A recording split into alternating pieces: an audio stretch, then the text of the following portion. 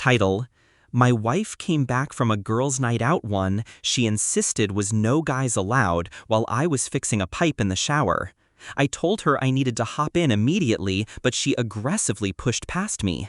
Start: I was under the shower, wrench in hand, tightening the last joint. Water sprayed warm against my arm. She burst through the door, perfume heavy, dress clinging. Her face was flushed, not from the wine she claimed to drink, but from something else.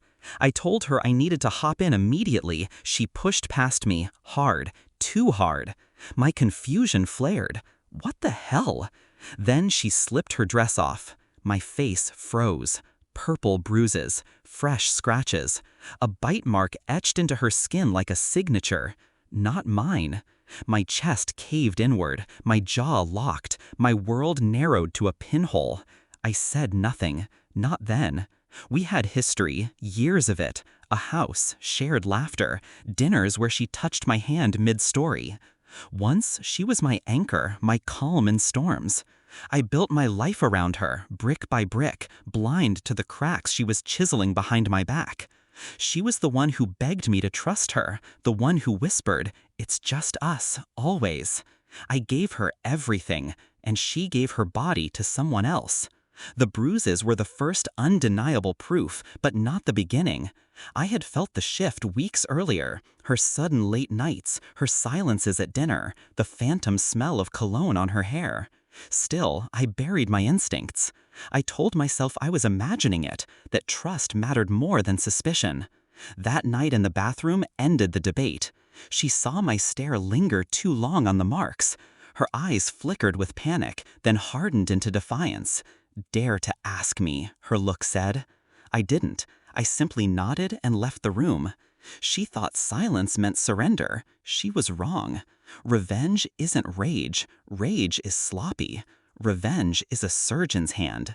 I started small. Phone records, bank statements, a quiet app installed on her laptop. Every lie she fed me became a breadcrumb back to him, her coworker, married, children at home. I didn't confront. I documented photos, texts, dates, receipts. Next came the legal foundation, a hidden consultation with a divorce attorney, asset separation drafted quietly, my name untangled from hers in places she didn't know existed. Financially, I became a ghost, present in the house, absent on paper. 2 months later, her birthday arrived. She wanted a party, friends, wine, the illusion of normalcy. I gave her exactly that. Smiles, music, a toast so smooth no one suspected the venom in my veins. The guest list was curated, him included. She didn't know I had already tipped his wife. I had sent her every file, every image, every message, no commentary, just truth in its rawest form. The woman showed up that night with a storm in her eyes. The party hummed, glasses clinked. She floated from guest to guest, laughing too loudly, leaning on him too often. She thought they were subtle. They weren't. I waited until the cake was cut, until the cameras were out, until every eye was drawn toward her. That's when his wife struck. She stepped forward, holding up the stack of printed photos I'd given her. They fluttered across the floor like broken feathers. Her husband and my wife in hotel rooms, in cars, half-dressed, exposed. Gasps, silence, then chaos. My wife's smile cracked first. His face drained to gray.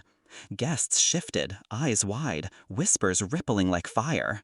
I stood still, calm, watching the empire of lies collapse under its own weight. She turned to me, eyes pleading, face trembling. "You set this up?" I didn't answer. I didn't need to. The room already knew. His wife screamed at him, voice sharp enough to split glass. He stammered, reaching, failing. My wife grabbed my arm, desperate. "Please, it's not." I pulled away, slowly, deliberately. That rejection cut deeper than any word could. Within weeks, divorce papers slid across her table. Every asset I had protected to protect was mine, airtight. She walked away with scraps, just enough to remember me by. Her lover's wife stripped him of his home, his access to his children. His career stalled under the weight of public disgrace. They were left with each other, Two ruined souls clutching at the wreckage they created. Poison clinging to poison. People asked if it hurt, if I regretted burning it all down. Hurt? Yes, at first. Regret? Not for a second. Betrayal doesn't deserve confrontation. It deserves obliteration. I gave her trust. She handed me betrayal. I returned it, sharpened, polished, wrapped in silence, and detonated in front of everyone she loved. Now, when I pass the bathroom mirror, I see no guilt, no doubt, only clarity. I learned something vital.